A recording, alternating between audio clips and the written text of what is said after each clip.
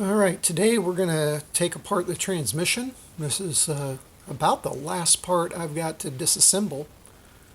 And then I can clean up this plastic housing because I'm still holding off, one, for the weather, and two, for these pieces before I give it its bath in hydrogen peroxide and whiten it up.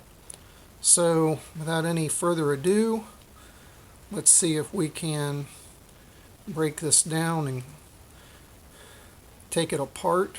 Got a couple of hex-headed screws in here. Take apart with the old Allen key. Now, not sure exactly how freely this thing is supposed to turn as far as the transmission goes. It's been a while since it's been put together, 30 years. So there is, let me get this one out of the way and then I'm gonna, there we go. There's a nut in there. Well, it'll come out in a minute. Anyway, so we spin this gear here and you can see those turning.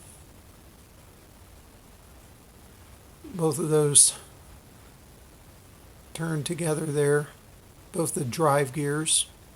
And the diff is working because if I hold this one and not let it turn and I turn the gear, it's harder to turn, but that will spin. And if I hold this one and turn the gear, then that one spins. And if I let go, of course, they'll both spin together. However, I can turn it rather freely, but it won't continue to turn to C. Now, I'm pretty sure there's only bushings in this. There's no bearings other than the diff bearings here. I'm interested to find out once I clean this up and I put the bearing package in it, which I ordered, how much freer this will be able to turn. But we'll see. All right, let's drive on. Take another one of these out. I think there's 3 more of these. They just go into the casing. They do not go into any nuts or anything like that first one did. And it's still actually in there. I'll have to get it back out in a second. Get these all taken care of. Now I ordered also a complete screw kit for the Gold Pan series because some of those screws were pretty rusted up on the pan, but these actually look like they're still in really good shape. I don't know if that screw package included ones just for putting the car together or they actually included even the ones for this transmission, but I ordered one nonetheless. If I don't need those screws, then, or they don't come with it, I don't think it's going to be a problem because these still are in great shape. There's actually not any rust on any of these. So I'm really happy about that.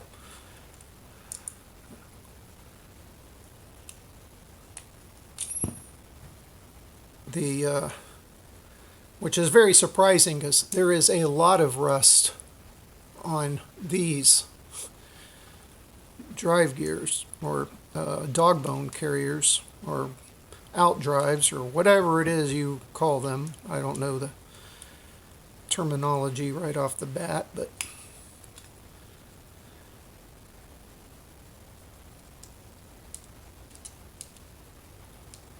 it surprises me how much rust is actually on those. But we'll get those cleaned up and taken care of once I get this all disassembled. Alright, there's those. Yeah, stuff loosened up there. Alright. There's supposed to be a capture here, as you can see on this one, for retaining that felt. That one's missing, so I have to look at what we can do about that too. In here, there's a little E-clip. We'll pull that off next. See if we can get a tool in here to do that.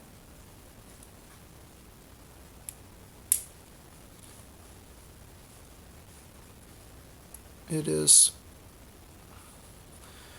extremely tight. See if I can push it off with a flat-headed screwdriver. There we go. It's loose now. Use this little pick. This is about the time this is going to pop out and fly across the room. Luckily, I have plenty of them. So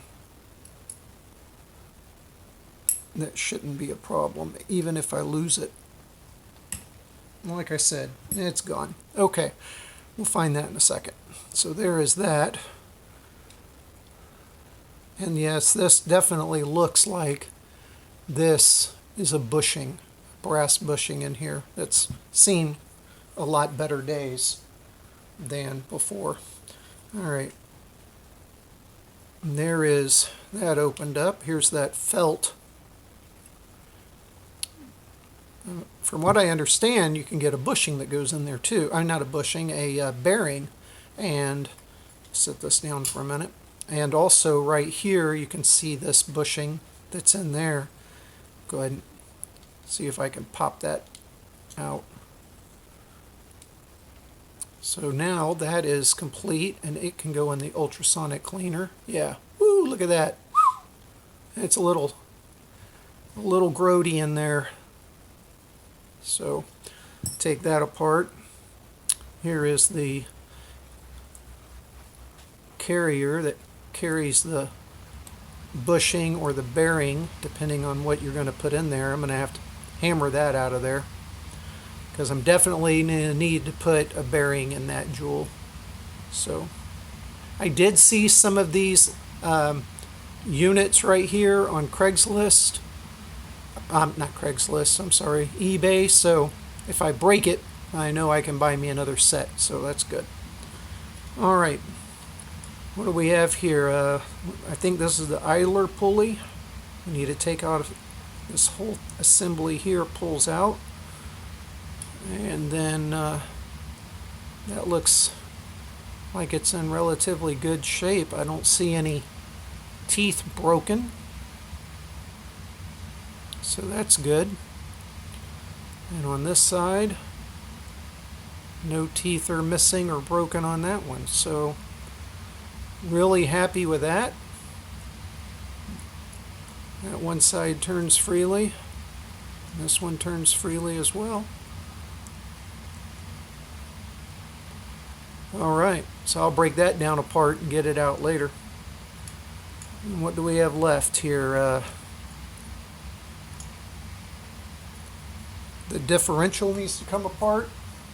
So I thought that actually came out without any further complications, but it doesn't look like it does. I might need to take the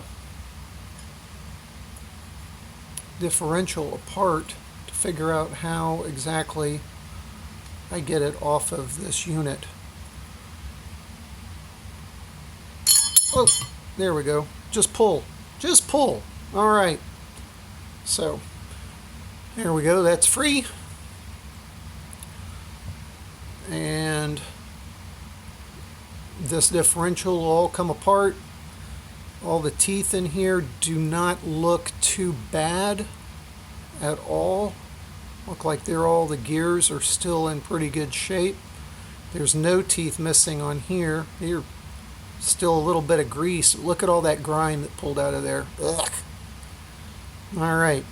And then the other side of my transmission housing, which of course has the felt in it again, which will be replaced, and that little nut that needs to get pushed out of there. All right, maybe I can thread into it this way, like that, and then pull it out. Voila! So there we go. So we got that out. So now that can be cleaned up for a bath. So